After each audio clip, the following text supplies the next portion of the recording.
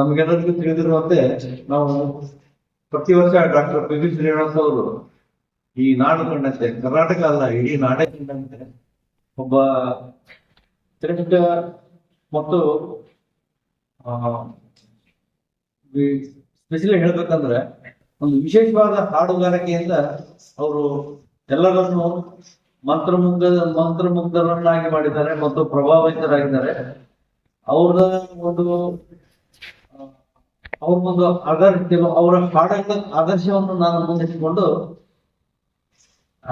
ಒಂದು ಮಟ್ಟದಲ್ಲಿ ನಾನು ಬೆಳೆದಿದ್ದೇನೆ ಅಂತ ನಾನು ಅಂದ್ಕೊಂಡು ಈಗ ಪ್ರತಿ ವರ್ಷ ಅವರ ಹೆಸರಿನಲ್ಲಿ ಈ ಇಲ್ಕಲ್ ನಗರದಲ್ಲಿ ನಾನು ಕಾರ್ಯಕ್ರಮ ಮಾಡ್ತಾ ಇದ್ದೇನೆ.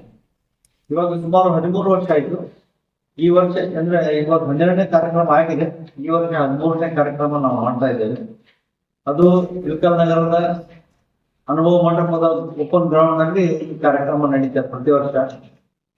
ಈ ವರ್ಷ ಅಂದ್ರೆ ನಾವು ಇಲ್ಕಲ್ದಲ್ಲಿ 2 ಕಾರ್ಯಕ್ರಮಗಳನ್ನ ಇಟ್ಕೊಂಡಿರ್ತೀವಿ. ಒಂದು ಅವ್ರು ಯಾವಾಗ ತಿಳ್ಕೊಂಡಿದ್ದಾರೆ ಆ ಒಂದು ಪುಣ್ಯತಿಥಿಯನ್ನ ನಾವು ಇಲ್ಕಲ್ ನಗರದ ಲಕ್ಷ್ಮೀ ವೆಂಕಟೇಶ್ವರ ದೇವಸ್ಥಾನದಲ್ಲಿ ಅದನ್ನ ನಾವು ಪ್ರತಿ ವರ್ಷ ಮಾಡ್ತೇವೆ. ಅದು 14 ಏಪ್ರಿಲ್ ಬರ್ತೇವೆ ಪ್ರತಿ ವರ್ಷ.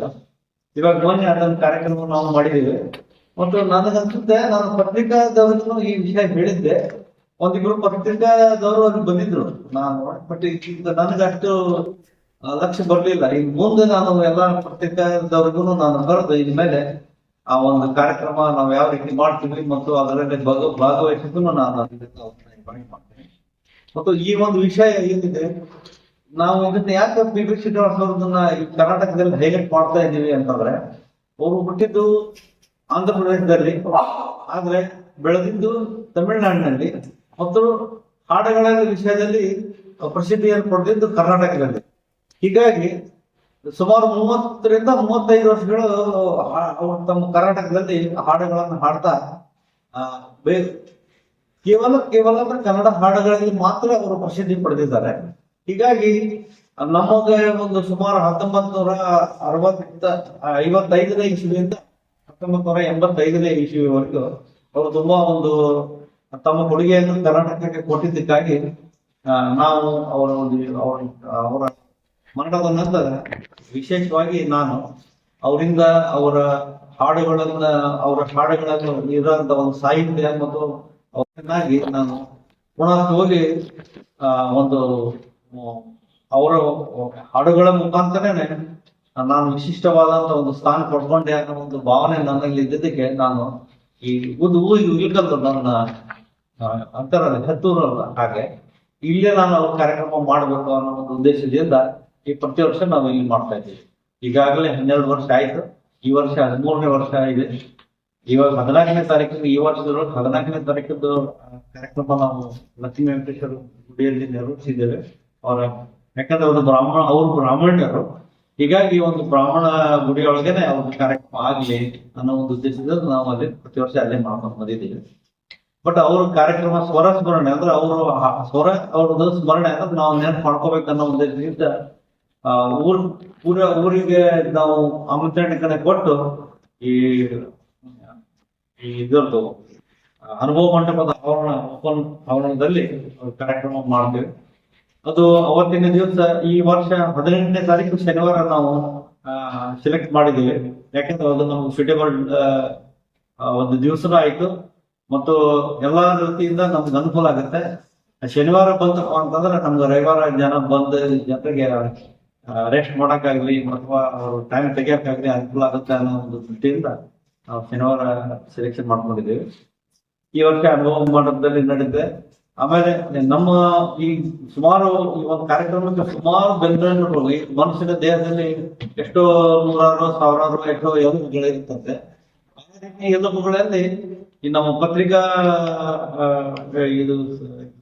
ಸಹಕಾರ ಮತ್ತು ಪತ್ರಿಕಾ ತಂಡ ಅಥವಾ ಪತ್ರಿಕೆ ಇದು ಸುದ್ದ ಒಂದು ಎಲುಬಾಗಿ ಆ ಒಂದು ಕಾರ್ಯಕ್ರಮವನ್ನು ನಡೆಸ್ಕೊಡುವಂಥದ್ದು ಅಥವಾ ಕಾರ್ಯಕ್ರಮ ನಡೀಲಿಕ್ಕೆ ಅನುಕೂಲ ಮಾಡಿರುವಂತ ಒಂದು ಉದ್ದೇಶ ಅಲ್ಲ, ಆದ್ರೆ ಆ ರೀತಿ ಆಗುತ್ತೆ ಅನ್ನೋ ಒಂದು ಅನ್ಕೊಂಡು ನಾನು ಇವತ್ತು ಪತ್ರಿಕೆಗೆ ಒಟ್ಟಿಗಿರ್ತೀನಿ.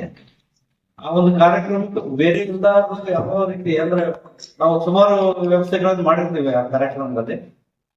ಆ ರೀತಿ ಆ ಕಾರ್ಯಕ್ರಮದಲ್ಲಿ ಬೇರೆ ಬೇರೆ ವ್ಯವಸ್ಥೆಗಳ ಜೊತೆ ಪತ್ರಿಕಾ ಉದ್ಯಮ ಅಥವಾ ಪತ್ರಿಕೆದವರು ಸುದ ಅಷ್ಟೇ ಮಹತ್ವ ಆಗುತ್ತೆ. ಮತ್ತು ತಾವೆಲ್ಲರೂ ಈ ಒಂದು ಕಾರ್ಯಕ್ರಮಕ್ಕ ಸಹಕಾರ ಕೊಟ್ಟರು ಮತ್ತು ಈ ಕಾರ್ಯಕ್ರಮದ ಬಗ್ಗೆ ಹೆಚ್ಚೆಚ್ಚಾಗಿ ನಾವು ಪತ್ರಿಕೆಗಳಲ್ಲಿ ಬರೋ ಹಾಗೆ ನೋಡ್ಕೊಂಡು ನಮ್ಮ ಊರಿನ ಒಂದು ಇವತ್ತು 3ನೇ ವರ್ಷ ಮಾಡ್ತಾ ಇದ್ದೀವಿ ಅಂದ್ರೆ ಇದೊಂದು ದೊಡ್ಡ ಹೆಮ್ಮೆ ವಿಷಯ. ಕರ್ನಾಟಕದಲ್ಲಿ ಎಲ್ಲೂ ಮಾಡ್ತಾ ಇಲ್ಲ ಅವರು ಈ ಟೈಪ್ ನಾವು ಮಾಡಂತ ಒಂದು ಕಾರ್ಯಕ್ರಮಗಳನ್ನ. ಬೇರೆ ಕಡೆ ಮಾಡ್ತಾರೆ, ಬರೀ ಹಡ ಹಾಡ್ತಾರೆ ಹೋಗ್ಬಿಡ್ತಾರೆ. ಕೆಲವೊಂದು ದೊಡ್ಡ ವರ್ಷಕ್ಕೆ 2 ವರ್ಷಕ್ಕೆ 3 ವರ್ಷಕ್ಕೆ ಮಾಡ್ತಾರೆ ಗೊತ್ತಿಲ್ಲ. ಬೆಂಗಳೂರನ್ನ ಸಿಟಿಯಲ್ಲೇನೆ ಈ ಒಂದು ಕಾರ್ಯಕ್ರಮ ಈ ರೀತಿ ನಡೆಯೋದಲ್ಲ. ಆ ರೀತಿ ಕಾರ್ಯಕ್ರಮದ ಈ ಕಾಲದಲ್ಲಿ ನಡೀತಾ ಇದೆ. ಹೀಗಾಗಿ ತಾವು ಹೆಚ್ಚಾಗಿ ಈ ಒಂದು ಕಾರ್ಯಕ್ರಮಕ್ಕೆ ಪ್ರಚಾರ ಕೊಟ್ಟು ಎಲ್ಲ ಕಡೆ ಇದರ ಬಗ್ಗೆ ನಾವು ಒಂದು ನನ್ನ ಅನಿಸಿಕೆ ಇದೆ.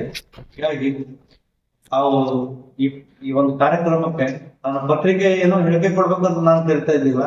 ನೀವೆಲ್ಲರೂ ಈ ಒಂದು ಕಾರ್ಯಕ್ರಮದಲ್ಲಿ ಭಾಗಿಗಳಾಗಿ ತಾವೆಲ್ಲರೂ ಸಹಕಾರ ಜೊತೆಗೆ ತಾವು ಎಲ್ಲರೂ ಭಾಗಿಗಳಾಗಿ ತಮ್ಮ ಮನೆ ಜನ ಮತ್ತು ತಮ್ಮ ಫ್ರೆಂಡ್ಸ್ ಗೆಳತರಾಗ್ಲಿ ಮತ್ತು ಸಂಬಂಧಿಗಳಾಗ್ಲಿ ಅವ್ರೆಲ್ಲರೂ ಯಾರಿಗೆ ಸಾಧ್ಯ ಆಗುತ್ತೆ ಎಲ್ಲಾರು ತಾವೆಲ್ಲ ಕರ್ಕೊಂಡ್ ಬರ್ಬೋದು. ಅದೇ ರೀತಿ ಇದನ್ನ ನಾವು ಈಗ ತಾವು ಪತ್ರಿಕೆದೊಳಗೆ ಎಲ್ಲರೂ ಪಯಣಿದ್ದೀರಾ ಬೇರೆ ಬೇರೆ ಪತ್ರಿಕೆಗಳಲ್ಲಿ. ಹೀಗಾಗಿ ಈ ಒಂದು ಕಾರ್ಯಕ್ರಮವನ್ನ ತಮ್ಮ ಪತ್ರಿಕೆಗಳಲ್ಲಿ ವಿಶೇಷವಾಗಿ ಒತ್ತು ಕೊಟ್ಟು ಈ ನಮ್ಮಲ್ಲಿ ಒಂದು ಊರಿನಲ್ಲಿ ಡಾಕ್ಟರ್ PV ಶ್ರೀನಿವಾಸ್ ಅವ್ರ ಬಗ್ಗೆ ಈ ರೀತಿ ನಾವು ಒಂದು ಕಾರ್ಯಕ್ರಮ ಮಾಡ್ತಾ ಇದ್ದೀವಿ. ಪ್ರತಿಯೊಂದನ್ನು ನೋಡಿ ಸಾಧ್ಯ ಆದಷ್ಟು ಇದನ್ನ ಬೇರೆ ಬೇರೆದವರು ಮಾಡೋ ರೀತಿಯೊಳಗೆ ನಾವು ಇದಕ್ಕೆ ಒತ್ತು ಕೊಟ್ಟು ಈ ಒಂದು ಕಾರ್ಯಕ್ರಮ ನೀವು ಎಲ್ಲರೂ ಕೂಡಿ ನಡೆಸಿಕೊಡ್ಬೇಕಾಗಿದೆ ಅನ್ನೋ ಒಂದು ಉದ್ದೇಶಕ್ಕೆ ಇವತ್ತಿನ ಈ ಒಂದು ಪತ್ರಿಕಾ ನಾವು ಕರೆದಿಸಿ ತಾವೆಲ್ಲರೂ ಇವಾಗ ಬಂದಿದ್ದೀರಾ. ತುಂಬಾ ಸಂತೋಷ ಆಯ್ತು ನನಗೆ ಹೇಳಿದ್ರು ಒಂದು 5-6 ಜನ ಪತ್ರಿಕೆ ಬಂದ್ರು ಬರ್ಬೋದಂದ್ರೆ ಸುಮಾರು ಜನ ಬಂದಿದ್ದಾರೆ. ಆಲ್ಮೋಸ್ಟ್ ಅಲ್ಲಿ ಎಲ್ಲಾ ಜನರು ಬಂದಿದ್ದಾರೆ. ಬಗ್ಗೆ ಫೋನ್ ಮಾಡಿದ್ದೆ, ಅವ್ರು ಬರ್ತಾ ಇದ್ದೀವಿ, ಸ್ವಲ್ಪ ನಮಗೆ ಲೇಟ್ ಆಗಿ ಗೊತ್ತಾಗಿದೆ, ಹೀಗಾಗಿ ನಾನು ಬರ್ತಾ ಇದ್ದೀನಿ, ಒಂದು 15 ಮಿನಿಟ್ ಅರ್ಧ ಗಂಟೆಯಲ್ಲಿ ಬಂದ್ಬಿಟ್ಟು ಹೇಳ್ತಾ ಇದ್ರು. ಅಂದ್ರೆ ಪತ್ರಿಕೆ ಎಲ್ಲರಿಗೂ ಈ ಒಂದು ಕಾರ್ಯಕ್ರಮ ಬಗ್ಗೆ ತುಂಬಾ ಆಸಕ್ತಿ ಇದೆ. ಹೀಗಾಗಿ ನಾನು ತಮ್ಮೆಲ್ಲರಿಗೂ ತುಂಬಾ ಕೃತಜ್ಞತೆಯಾಗಿದ್ದೀನಿ. ಇನ್ನು ಮುಂದಿನ ಎಲ್ಲ ಕಾರ್ಯಕ್ರಮ ನಮ್ಮ